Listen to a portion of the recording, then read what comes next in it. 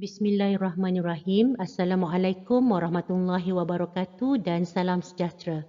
Bertemu kita pada kali ini masih lagi dalam bab pertama tingkatan 2, Kerajaan Alam Melayu dengan subtopik yang terakhir 1.4, Kerajaan Alam Melayu dan Kerajaan Luar yang sezaman. Kita lihat bahawa Kerajaan Alam Melayu semakin membangun dan berkembang maju setanding dengan kerajaan-kerajaan dari luar. Kerajaan Alam Melayu mempunyai hubungan dengan kerajaan-kerajaan luar tersebut sama ada dari aspek perdagangan maupun keagamaan dan juga hubungan diplomatik. Sekarang mari kita lihat kerajaan luar yang sezaman dengan kerajaan Alam Melayu pada abad pertama. Okey, pada abad pertama, kerajaan yang wujud di Alam Melayu, kita ada kerajaan Funan. Manakala kerajaan luar yang sezaman ialah Empayar Rom, Empayar Parsi, Empayar Kushan dan juga dinasti Han. Okey, sekarang kita lihat peta yang diberikan di dalam buku teks sejarah tingkatan 2. Jelas menunjukkan bahawa lokasi kerajaan-kerajaan luar yang sezaman dengan kerajaan Funan berada berdekatan dengan kawasan kerajaan Funan. Sekarang kita lihat pula kerajaan Alam Melayu yang terdapat pada abad ke-9 iaitu kerajaan Angkor, kerajaan Champa dan kerajaan Sriwijaya. Manakala kerajaan sezaman yang ada pada abad ke-9 ialah kerajaan Abbasiyah, Empayar Byzantine, dinasti Tang dan kerajaan Chola. Kita lihat juga pada peta yang diberikan menunjukkan bahawa kerajaan Alam Melayu seperti kerajaan Angkor, kerajaan Champa dan kerajaan Sriwijaya terletak berdekatan dengan kerajaan-kerajaan luar sezaman yang lain. Kita teruskan lagi dengan kerajaan Alam Melayu pada abad ke-14. Kita ada kerajaan Angkor, kerajaan Champa dan kerajaan Majapahit. Manakala kerajaan sezaman yang lain adalah kerajaan Turki Uthmaniyah, Empayar Mongol dan juga Kesultanan Delhi. Okey, kita lihat peta yang diberikan sama seperti pada abad pertama dan ke-9 menunjukkan bahawa kerajaan-kerajaan sezaman yang lain terletak berdekatan dengan kerajaan Alam Melayu. Baiklah, sekarang mari kita lihat hubungan yang dijalankan oleh kerajaan Alam Melayu dengan kerajaan-kerajaan lain.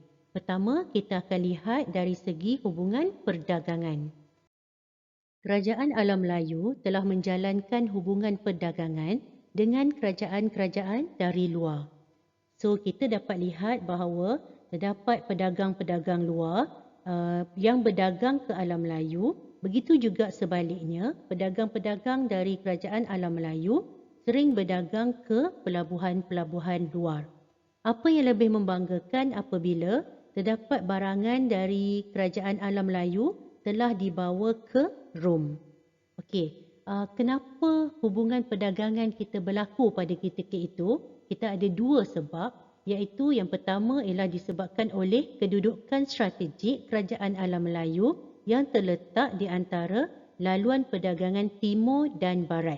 Manakala faktor yang kedua disebabkan oleh kerajaan Alam Melayu ini sangat kaya dengan hasil bumi. Sekarang kita lihat pula hubungan keagamaan yang berlaku antara kerajaan Alam Melayu dan kerajaan luar. Apabila berlakunya hubungan perdagangan, maka secara tak langsung agama juga akan mula tersebar. Ini termasuklah agama Hindu, agama Buddha dan juga agama Islam. Penyebaran agama ini telah banyak mempengaruhi masyarakat setempat, terutama dari aspek pentadbiran, perundangan, ekonomi dan sosio-budaya. Okey, sekarang mari kita lihat bagaimana agama Hindu boleh tersebar di kawasan kerajaan Alam Melayu. Pertama, melalui para pedagang. Yang kedua, melalui tentera. Dan yang ketiga, melalui Brahmin. Okey, kalau agama Buddha pula, penyebaran agama Buddha ke kawasan kerajaan alam Melayu adalah disebabkan oleh Asoka, iaitu pemerintah Empayar Maurya. Beliau yang telah menghantar sami-sami ke kerajaan alam Melayu untuk menyebarkan agama Buddha. Manakala agama Islam disebarkan ke kawasan kerajaan alam Melayu melalui para pedagang, melalui pemerintah dan juga melalui pendakwah. Pengaruh agama yang dibawa oleh kerajaan luar ini menunjukkan bahawa penduduk-penduduk di kawasan kerajaan alam Melayu mempunyai sikap keterbukaan dalam menerima pengaruh agama. Dan akhir sekali adalah hubungan diplomatik, iaitu hubungan antara dua kerajaan. Kita fokus kepada dua kerajaan, iaitu kerajaan China dan kerajaan India, kerana ia akan dapat membantu kerajaan alam Melayu untuk mengukuhkan kedudukan dan juga membuka peluang untuk mengembangkan lagi aktiviti perdagangan. Okey, first kita tengok hubungan diplomatik dengan kerajaan China. Boleh dikatakan hampir kesemua kerajaan alam Melayu pada ketika itu membuat hubungan diplomatik dengan kerajaan China dengan tujuan yang berbeza-beza. Okey, ada yang nak minta bantuan tentera, contohnya seperti kerajaan Funan. Ada juga yang bertujuan untuk menjalankan hubungan persahabatan seperti kerajaan Angkor, kerajaan Sriwijaya dan juga kerajaan Majapahit. Dan ada juga hubungan perdagangan iaitu kerajaan Angkor dan juga kerajaan Kedah Tua. Begitu juga dengan hubungan diplomatik antara kerajaan alam Melayu dengan kerajaan India. Ada tujuan masing-masing, contohnya hubungan persahabatan seperti kerajaan Angkor, kerajaan Sriwijaya dan kerajaan Majapahit. Manakala hubungan dari segi keagamaan dengan kerajaan Funan dan juga kerajaan Sriwijaya. Manakala untuk hubungan perdagangan, hubungan diplomatik dijalankan antara kerajaan Funan dan kerajaan India.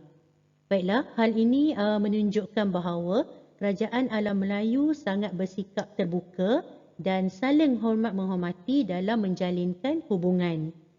Secara tak langsung, ia akan dapat membantu kerajaan alam Melayu untuk terus maju pada ketika itu.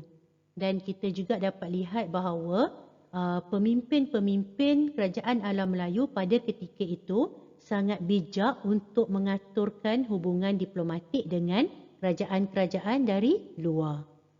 Baiklah murid-murid, sekian sahaja untuk kali ini bagi subtopik 1.4 Kerajaan Alam Melayu dan Kerajaan Luar yang Sezaman. Semoga kita berjumpa lagi insya-Allah. Terima kasih. Assalamualaikum warahmatullahi wabarakatuh dan salam sejahtera.